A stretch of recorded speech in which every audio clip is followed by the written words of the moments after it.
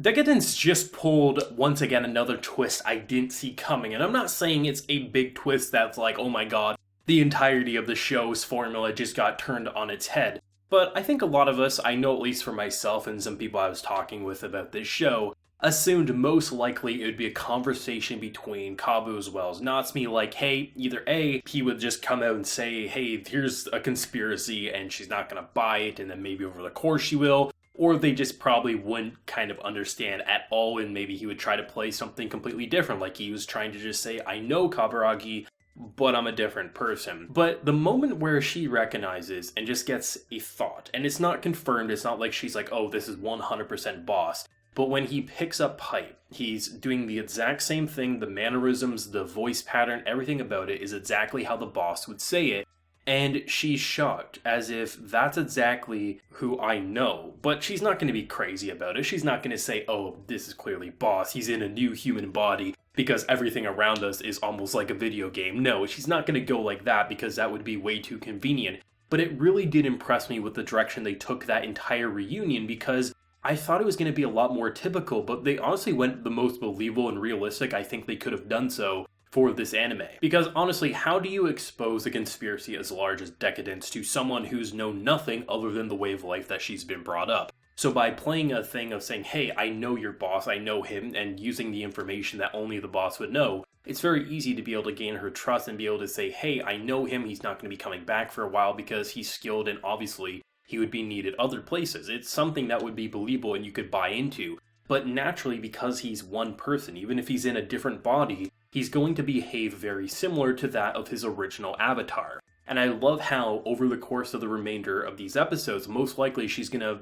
probably ask the question, are you Kaburagi? I believe she's going to ask that question. I think that is what's going to happen over the course of the next few episodes, because naturally it's going to be impossible for him, especially when he uses the gear. He's going to fight exactly like the boss did. He could argue, oh, I was trained by him, sure. But the little things about how he is, like, it's just impossible to hide that he is the same person. And the fact that they end this episode in one of the most badass ways ever, where he's just pissed off at seeing someone that he cares for so scared and afraid of what's to come, and he's like, I'm going to destroy it all. I'm going to destroy the factory that is causing so much mayhem. And I'm like, my boy, you are best boy of the season right now. I am loving you. This is so amazing. And I can't even believe that they're going so many different directions, but at the same time following a pretty straight and narrow path at the end of the day. This anime started off as being a pretty interesting, like, hey, humanity's kind of trapped within a mobile fortress, we're fighting these monsters, that's cool. Oh shit, most of the humans have basically been implanted inside this, like, cybernetic world, and only a select handful of humans are still out there not knowing the truth about everything that's around them. And then you just keep twisting and turning the formula while still staying true to what was laid out at the very beginning of this anime.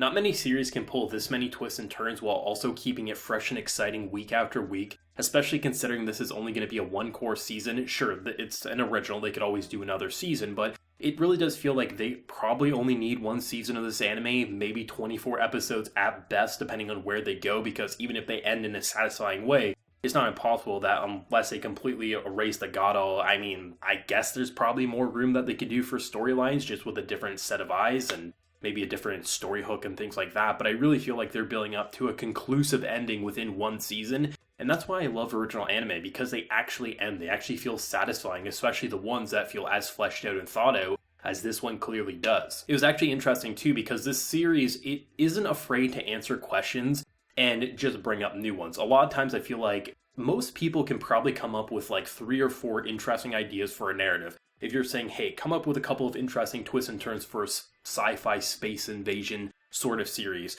most people can probably brainstorm a couple of good ideas. But the difference is most of the time I feel like these series, they just have those questions and they prolong them throughout the entire anime season, if not multiple anime seasons. Where with Deca Dence, it's not afraid to say, hey, Kaburagi ended up dead, but oh, he's not dead, he's going to a correctional facility. I wonder who is behind the reason of him not being killed, and then immediately we get to see, oh, the person that he's been in contact with, someone he probably considers a very close friend, is actually the reason he wasn't completely scrapped. That makes sense, and they didn't keep the conspiracy up there, that question in the back of our mind, because it's not overly important, but it is something that could be considered a plot hole if it wasn't touched upon, and most of the time these types of things, they get touched upon, if any, at the very end of the anime where it feels like they're just speeding by and covering up their tracks rather than doing it in an elegant and very natural way like Deca Dence just did. This series is amazing. It's actually incredibly well written. It doesn't feel like it hasn't covered up its tracks as of yet. It feels like everything that's been very confusing or like there's room for what you could consider a plot hole, they've actually touched upon in a very interesting way. And honestly, they're doing a great job at keeping it fresh and exciting week after week while staying true to what made this series great at the beginning.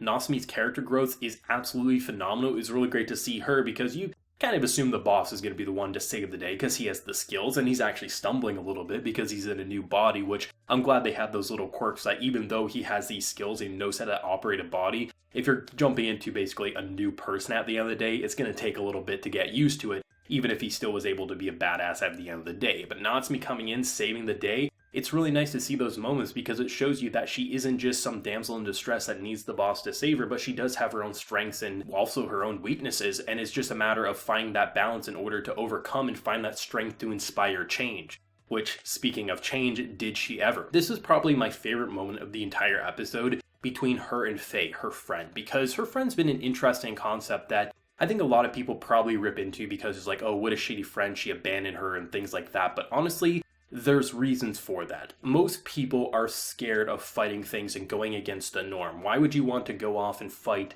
and most likely die when you can be safe? You can be a normal person not wanting to be a hero. You just want to be a normal person, go to the mall, go shopping, have your friends.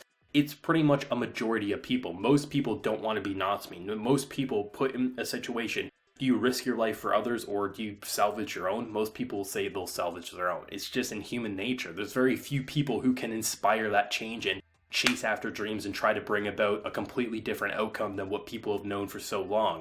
But to see what she was able to do over this episode by having a breakup once again with friends and then inspiring so many people to give up things that are precious to them to fill in this hole in the wall, it's something that didn't feel convenient or plot-centric, but rather just something that naturally could happen after seeing someone save your life and just the words of encouragement and how word of mouth, if one person says, yeah, we should do it, then the next person, then the next person, and it creates this chain of trust, and it's something that just feels like the higher ups are looking at it as they're not going to be able to do anything, but we're seeing why bugs are so dangerous for the system, because bugs cause things to go haywire in a way that can't be predicted or just kind of followed in any way, shape, and form. I think the show has actually done a really great job at shifting the formula in terms of its visual presentation. Of course, they've had the chibi robot aesthetic, and then they have the more realistic anime designs. But there's something about when characters get pissed off, like Kabaraki in this episode towards the very end, and just they shift the perspective almost like we're going into a flashback sequence, but almost it turns out to be like a Hulk transformation scene. It's really great to see how they continuously spice up the visual flair